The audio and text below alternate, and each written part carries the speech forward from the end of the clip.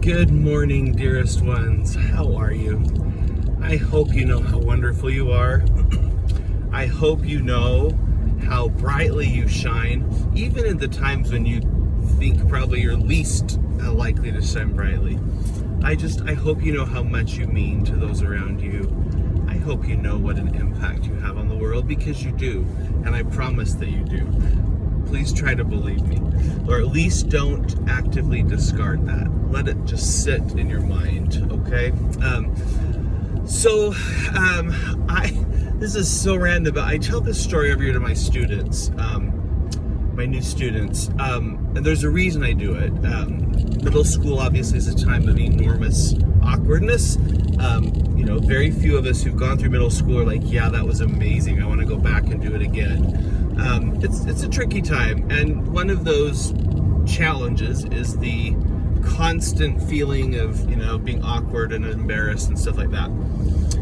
Well, so when I was in high school, it was my first play in high school. That was a big deal to me because that was what I did. And I was backstage, and I had the really important job of opening the curtain. And, that was it. I think I did one other thing during the play. Open, close, open, close. So I had a lot of time to hang out backstage. I got to know all the cast. Fell madly, deeply, wildly in love with another freshman. And, oh goodness, I was absolutely smitten. She could sing, she could act, she could dance. She had this wonderful, deep laugh, rich voice. Anyway, totally smitten. Well, let's call her Sally, which is not anywhere near her real name. So I fell deeply in love. I bought flowers for Sally on opening night. I had a friend who was a girl who was in my neighborhood, and she was my guide on all things related to girls and romance. And based on her advice, I bought like 3 yellow roses, because red would be too much, and more than 3 would be too much. So it was basically buy like 3 red roses. That's, just sort of friendly-ish, but it leaves some room for doubt, plausible deniability, all that stuff. So I gave these flowers to Sally on opening night. I had another friend go put them backstage in her dressing room, wherever it was she did her makeup and such. And so Sally came out of the dressing room, and right before the show started, and came up to me and was like, "Oh, Braden, that was so sweet." And then Sally leaned in and gave me a kiss on my cheek, which, to a pretty innocent freshman boy, it was a big deal back in the 80s. Well, I was utterly smitten, and I could tell, and experienced as I could tell that she was ready for another, because she gave me a little peck on the cheek and then turned her cheek towards my mouth. Well, I was ready for this, right? I'd been training for this, wishing for it my whole adolescence, and I was ready to go. Let me pause here and say that back then we had our braces a lot later in life than you all do now. It was pretty normal to get yours in high school, and if you were lucky, they were off, by the end of junior year, so that over the summer you could get your senior picture without your braces on. That was how it was done back then. The other thing I should probably tell you is that part of Sally's costume was a big hoop earring with intricate metal scroll work inside of the hoop. It's kind of hard to describe. It was really quite lovely. It was big, and lots of all these little edges and openings and stuff inside of it. So I went into gifts Sally on the cheek. I was ready for this. I could see our future before us. Fireworks, symphonies. I mean, it was amazing. I was feeling the Christmas, the 4th of July, everything rolled into one there. I went in, and right then someone said, "Sally, you're on."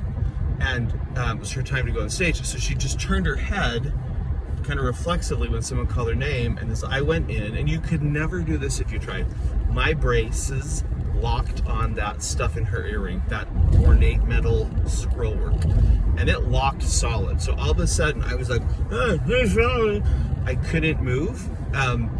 Okay, now every time I tell the story, one of my students is like, why don't you just take her earring off? Because we just were panicked, we didn't think. So all of a sudden Sally realizes I'm hooked to her ear, and it's time for her to go on stage. So she's like trying to decide what to do. You know, every time she moves, I'm like having to follow her with my lip like a fish on a hook, I guess. And anyway, it was pretty awkward. We were getting panicked, and everything around me is a blur, but I remember this. I mean, it was such a moment of adrenaline and utter panic. Was she going to go on stage and I just have to follow, stay on her earring, and everyone would know that I was trying to kiss her? And that thought just mortified me. Waves of shame just washed over me. So somehow I remember, I mean, people were around us. I remember someone was saying, get a screwdriver, get pliers, I don't know, hacksaw. People were trying to help us. Somehow I got off. I think maybe someone pushed their hand in and worked it out. Anyway, I don't remember the details. Anyway, I was mortified. I was embarrassed. Debbie would never speak to me again, I was sure. You know, she ran on to do her number. I was embarrassed. Everyone would know. This would be the end of any social status, however small I had. I would be mocked and ridiculed. Always be known as the kid who tried to kiss Sally and got hooked on her earring. Do you know what? No one's ever said anything about that to me. I don't remember. Probably someone did. I'm sure people did. But it wasn't a big deal. It was a small enough deal that I don't remember that. Here's where I'm going with all this, besides the fact that I was an awkward teenager. A lot of times we feel like when something happens to us, we feel in the spotlight, we feel shame, we're embarrassed, we're sure our life is over, we're sure that everyone will see us as an idiot and, you know, a dork, and that we'll never be the same again. And you know what? In my experience, that just really isn't true.